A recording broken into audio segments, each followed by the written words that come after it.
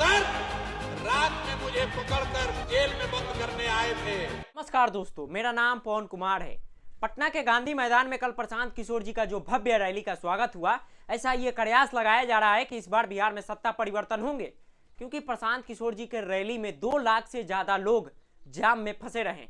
ऐसा माना जा रहा है कि करीबन 5 लाख लोग रैली में पहुंचने वाले थे, लेकिन प्रशासन की नाकामी के कारण लोग जाम में फंसे रहे और पटना के गांधी मैदान में नहीं पहुंचे। बाकायदा प्रशांत किशोर जी ने अपना रैली छोड़कर लोगों को जाम छुड़ाने पहुंचे, लेकिन प्रशासन की तरफ से कोई मदद नहीं किया गया और प्रशांत किशोर जी भी वापस गांधी मैदान लौट गए।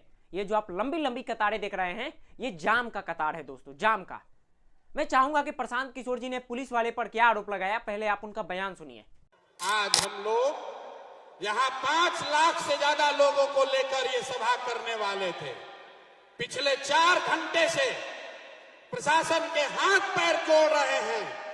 2 लाख से ज्यादा लोग अलग अलग बसों में, गाड़ियों में पूरे पटना के इर्द गिर्द फंसे हुए हैं बिना खाए पिए, और इतनी निकम्मी प्रशासन है कि ये लोगों की मदद भी नहीं कर पा रहे हैं। इसी गांधी मैदान में आपने देखा होगा, यही गांधी जी के मूर्ति के नीचे ये प्रशासन वाले रात में, नीतीश के ये अफसर रात में मुझे पकड़कर जेल में बंद करने आए थे, क्योंकि बीपीएससी अभ्यर्थियों के लिए लड़ाई हम लोग लड़ रहे थे।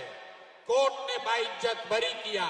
उस दिन मैंने कहा था फैसला गांधी मैदान में ही होगा, और आज हम लोगों ने यहाँ पर जब आपको, जनसुराज के परिवार को, अपने साथियों को बुलाया था बात करने के लिए, प्रशासन से एक परमिशन लिया गया है। यहाँ के डीएम, यहाँ का एसपी, यहाँ का चीफ सेक्रेटरी, यहाँ का पुलिस महानिदेशक, कोई ऐसा अफसर नहीं है जिसको सारी सूचना न दी गई हो। उनको एक एक जिले से कितनी गाड़ियां आनी है, कितने लोग आने हैं, ये सारी सूचना देने के बाद भी इन लोगों ने कोई मदद नहीं की, और जितने हमारी माताएं, बहनें, भाई आए हैं, सब बेचारे पूरे दिन आज गर्मी में लोग परेशान रहे हैं। मैं पिछले 2 घंटे से मैं खुद रोड पर घूम रहा हूं। हजारों की संख्या में महिलाएं पैदल चल रही हैं। तो मैं आपसे माफी मांगने आया हूं भाई, मेरी वजह से आपको इतना कष्ट हुआ है, इसके लिए माफी मांग रहा हूं।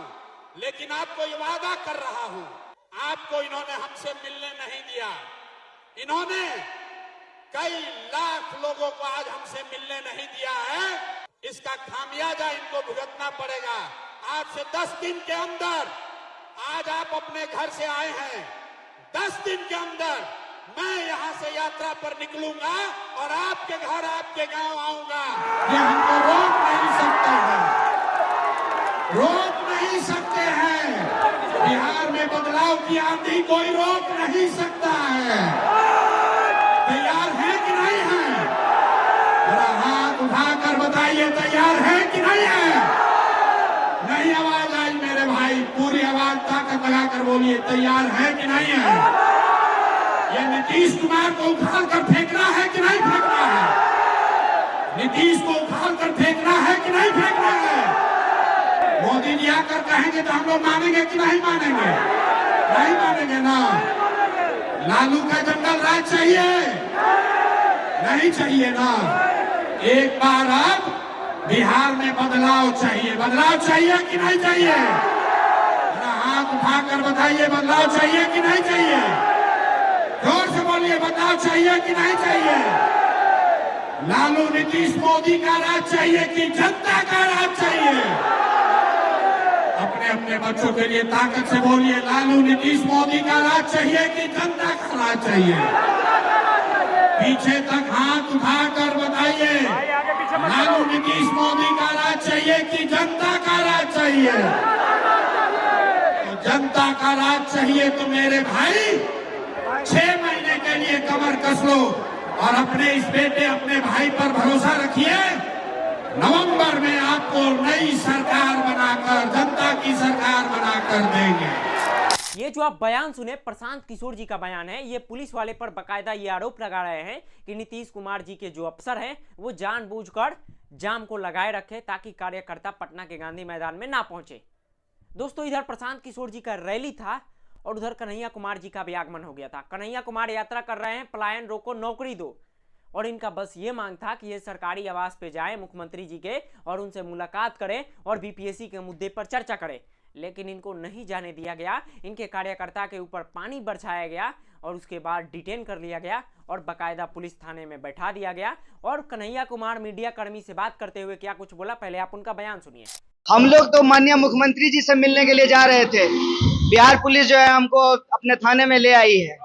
तो अब दो ही बात हो सकता है, या तो हम लोग जो है मुख्यमंत्री जी के पास चलेंगे, हमारी मांग वो सुनेंगे, या फिर जो है उनको जो उचित समझता है हम लोगों को जेल भेजेंगे। हम लोग जेल से ही अपनी बात को उठाएंगे, वहीं से अपनी मांग बताएंगे। हम लोग गांधी के सिपाही हैं, हम सत्य और अहिंसा से ही अपनी बात मनवाते हैं, सत्याग्रह से ही अपनी बात मनवाते हैं। मुख्यमंत्री से मिल करके यही बोलना था कि विभिन्न जिलों से गुजरते हुए जो मुद्दे हम लोगों को प्राप्त हुए हैं, लोगों ने आकर के बताए हैं, इस यात्रा के माध्यम से उठाए हैं, वो उनको बताना था कि किसानों को जो है उनके फसल का दाम नहीं मिल रहा है, मक्का किसान को फसल का दाम नहीं मिल रहा है, मखान के किसानों को मखान का दाम नहीं मिल रहा है, मक्के पे जो है कोई एमएसपी नहीं है, जो चीनी मिल हैं वो बंद पड़े हुए हैं, जो चालू हैं वहाँ मजदूरों को जो है सही से उनको मजदूरी नहीं मिल रही है, ऑटो चलाने वाली जो महिलाएं हैं उनके लिए प्रॉपर जो है बाथरूम की और आराम करने की व्यवस्था नहीं है बस स्टैंड में, जो वित्त रहित शिक्षक हैं उनको अभी तक नियमित नहीं किया गया है, जो होम गार्ड हैं समान काम का समान वेतन उनको नहीं मिल रहा है। इसी तरह से अलग अलग महकमे के लोगों ने जो मुद्दे हम लोगों को बताए थे, वही मुद्दे हम सरकार को बताना चाहते हैं। ये जो आप बयान सुन रहे हैं कन्हैया कुमार का बयान था दोस्तों,